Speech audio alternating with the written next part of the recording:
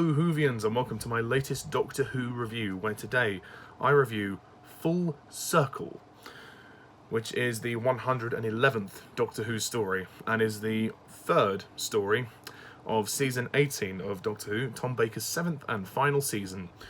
So, the plot of this episode is as follows. The TARDIS falls through a CVE into E-Space and arrives on the planet Alzarius. Yep, Alzarius. There, the inhabitants of a crashed starliner and a group of young rebels called the Outliers are terrorized by a race of marshmen who emerge from the marshes at a time known as Mistfall. Will the Doctor be able to help the starliner's inhabitants repair their ship and leave the planet? You'll have to watch to find out. Dum bum bo.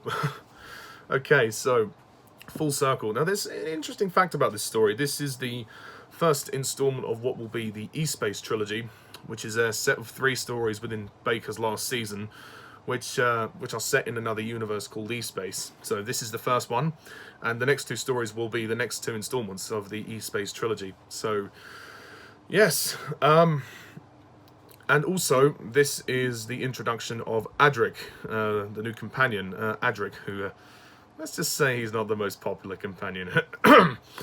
And also, another fun fact about this story is that it was written by Andrew Smith, who at the time was 18 years old. They wanted to give some fans a chance to write a script, and his script was chosen. And yeah, he went on to write many Big Finish audios, apparently. This is from what I've been told. And, you know, good for him. I mean, he's grown up now and he's much older, but that must have been quite good for him at the time. Okay. So, how is Full Circle? Well, I think Full Circle is a good Doctor Who story. I don't think it's brilliant. I don't think it's a masterpiece. It's good. It's decent. It's fun.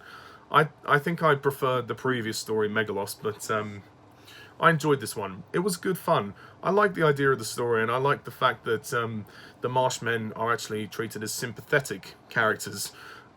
We kind of see the Marshmen brought onto the ship or wherever, and then they're about to be dissected. So we do see a sort of, I'll say humanity about them, but we do see an emotional side to them, how they just want to live, like they don't want to cause any harm, which is kind of an interesting spin on the whole monster idea, because obviously most of all the previous monsters in Doctor Who are villains, and they want to terrorize people in some way.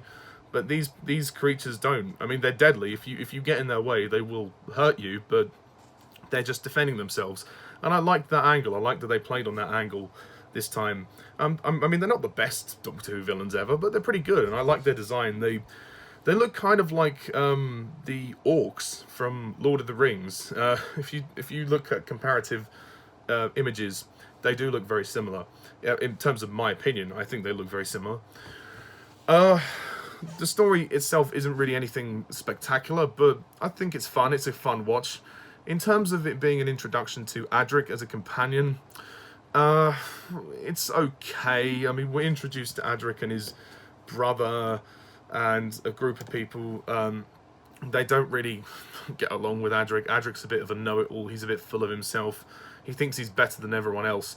And apparently this becomes a running theme when in Adric's time as the show goes on. But yeah, we don't really get to see. Can't remember the name of his brother. I think his brother's name is Logan. I could be wrong. If I am wrong, I apologise. This is the first time I've seen this story. Adric and his brother, we don't really get a lot of time to see their relationship, and very sadly, his brother actually dies in the story. Matthew Waterhouse, I don't really think he's that good as Adric. He's not a particularly good actor. I mean, I'm judging by one story. I know we've got a lot more of him to see, particularly in the Peter Davison era, so that's going to be interesting. But I thought his performance was kind of wooden, kind of flat, sort of dull. He's just kind of a dull character. I just don't really care for him, and he's quite an arrogant character. He's a bit full of himself, and I don't think he really gels well with Tom Baker and Lalla Ward. Apparently, Tom Baker and Lalla Ward did not get on with him, so I hear. So that's not good. But you know, as an introduction, it's okay. He does what he does in the story, and he's fine. You know, he's fine. It's perfectly adequate, but I just don't rate his performance. I just don't really rate him. You know, they could have just saved him for Davison's era, to be honest.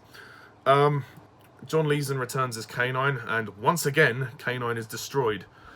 Fuck you, J&T. Fuck you very much. They rip off K9's head.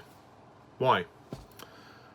Honestly, I'm not going to go into a rant about this because I will just let rip into John Nathan Turner. I can't be bothered to do that. But what I will say is, it is disgraceful how K9 is treated in the story. He gets a bit more to do, and then they just destroy him again. And then, I just can't. I just refuse to. I'm just going to move on because it just really angers me. It really angers me. So much for no animals were harmed in the making of this story. Lol. The supporting cast are very good. I think they're all very good in their roles. Logan, played by George Baker, he's very good. Draith, played by Leonard Maguire. Netfred, played by James Bree. Gareth, played by Alan Rowe. Dexter, played by Tony Calvin, also very good.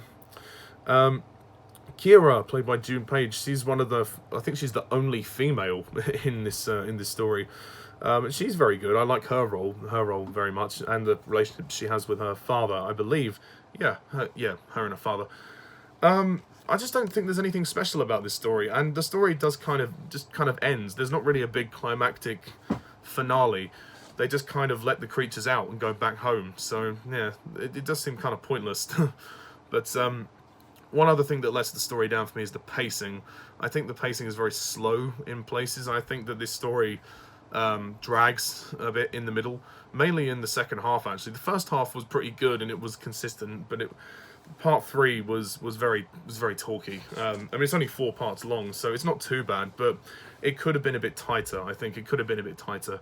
But there's quite a lot of action that goes on in the story. There's a lot of fighting with these creatures, and there's that scene. One of my favourite scenes is when we see the Marshman being operated on, and he's about to it's almost like a Frankenstein moment where he's about to operate on the creature, and then the creature jumps back and attacks him and breaks the screen. It's very intense. It's very good. Oh, and Tom Baker in this story. Tom Baker's good.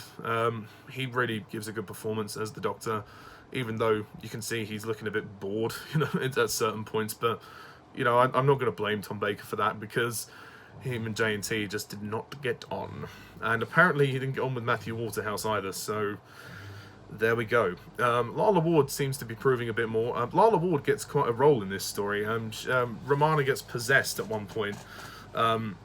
She's bitten by the spider, and then she's being controlled by the Marshman. I don't exactly know how that works, but okay. So once again, we have another hypnotism in Doctor Who. I'm going to let it go. It's fine. I think Lalla Ward's acting is really good in the story, and I like the makeup on her face, the blue veins. I think that looks really creative, really clever. She's very good in the story, and it's actually nice to see a bit more of the TARDIS interior as well. When we actually see her room, and we actually see quite a nice emotional scene at the start of the story when the Doctor and Romana are talking in her room, and she's like, the Time Lords want me to go back to Gallifrey, but I don't. How can I go back after all this? And she doesn't want to leave the Doctor, and then and she's like, well, you left them once, and you. He's like, yes, and then I lost, which is referring to the War Games, obviously. But yeah, that was a lovely moment. I really liked that. That was a nice heartfelt moment. I still hate Tom Baker's costume. I really hate it, and I'm not surprised he hated it either. It really doesn't suit him. Those damn question marks drive me insane. At the end of the day, there's not much else to say. I mean, the production design is quite good. The music is okay.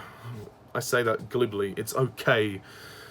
But really, it's not anything special. The sets are quite good. I like the sets of the ship, and I like the location work as well in the swamp, and the added sort of smoke effects do give this story quite an atmosphere. There's a shot where the Marshmen are walking. It's like a side shot, and then we see close-ups of their feet as they're walking through the swamp with all the smoke in front of it, which I think is very effective, and that really works. But so yeah, I mean, the full circle, it's a good Doctor Who story. It's nothing special, but I enjoyed it for what it was.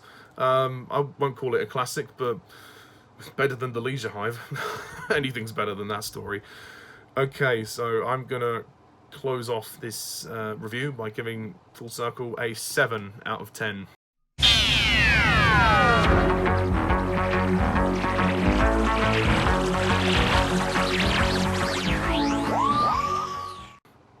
Yeah, I think a decent 7 out of 10 is worth it. And of course, we will see Adric again. Yeah, he's going to be around for quite some time. So anyway, stay tuned next time when we look at State of Decay, which is the next story in this season, and also the second story of the E-Space Trilogy. So, yes, and I want to just take a moment to thank everybody who commented on my rant of the Leisure Hive, because my friend Jack McCulloch obviously wrote the sketch and performed in most of it himself as well, and we received a lot of good feedback from that. So thank you everybody who commented on that. That was really appreciated. And if you haven't watched it, then go and watch it. It's a good laugh, if I say so myself. Okay, so anyway, thank you all for watching, and stay tuned for my review of State of Decay, and until next time, see you soon. Bye.